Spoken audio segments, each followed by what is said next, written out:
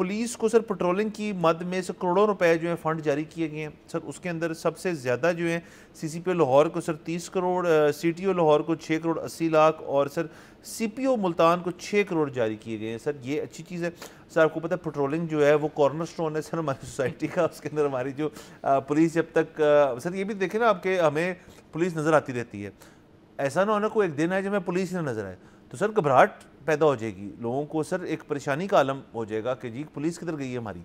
और उनसे एक रिलेशनशिप जो है, ये मैं कहने में मुझे कोई किस्म का ना डर है ना किसी किस्म की मैं गलत बात कर रहा हूँ कि अवाम, पंजाब की अवाम का पंजाब पुलिस से रिलेशनशिप को अच्छा नहीं है, बड़ा डिसफंक्शनल रिलेशनशिप रहा है।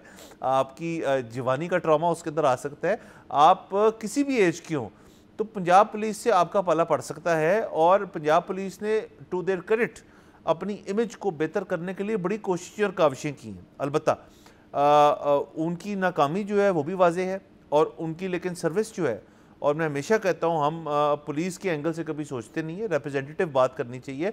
उनकी ज़िंदगियाँ जो हैं वो कितनी आसान नहीं है, फ्रंट लाइन पे वो जाके हमारे पुलिस के जो लोग हैं वो किसी मसले को हल करते हैं। अभी ये TLP वाला जो सारा मामला है आपके सामने, उसके लिए पंजाब पुलिस सामने सामने थी। फिर वो वाली बातें भी जो पंजाब पुलिस ये भी करती है वो भी करती है, वो सारी बातें अपनी जगह मौजूद हैं। पेट्रोलिंग अलबत्ता एक चीज़ है जो हमेशा से पंजाब पुलिस के जो भी मसले हैं वो मंजर आम पे रही है कि जी वो सेंट्रो से लेके अब जिस गाड़ी पे वो मौजूद हैं और डॉल्फिन फोर्स बीच में आ जाए और जो बाकी आपकी फोर्सेस क्रिएट हुई थी, पेट्रोलिंग उसका एक एंगल है, उसके अंदर करोड़ों रुपए जो है वो मज़ीद डाले जा रहे हैं।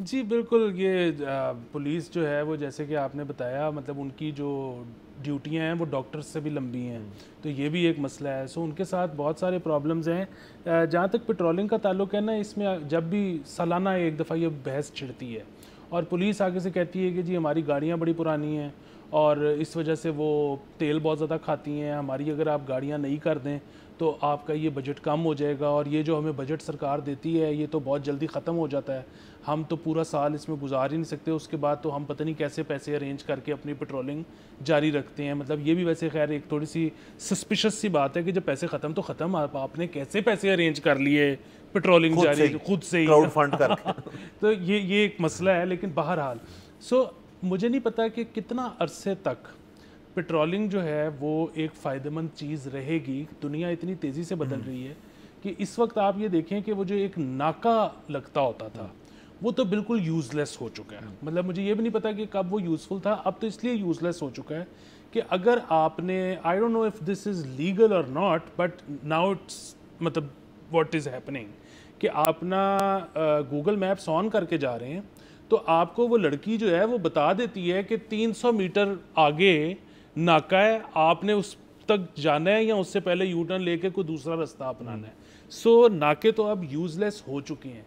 किस दिन वो आपको ये भी बताना शुरू कर देगी कि एक गश्त करती हुई पुलिस की गाड़ी अगले राइट पे या अगले लेफ्ट पे है, तो उसके बाद आपने क्या राह अमल आपने ज़िंदगी का रखना है, पुलिस ने इन्वेस्टिगेशन का, अब उसकी तरफ सोचने की ज़रूरत है। सब्सक्राइब करें और बेल दबाएं ताकि कोई खबर रह न जाए।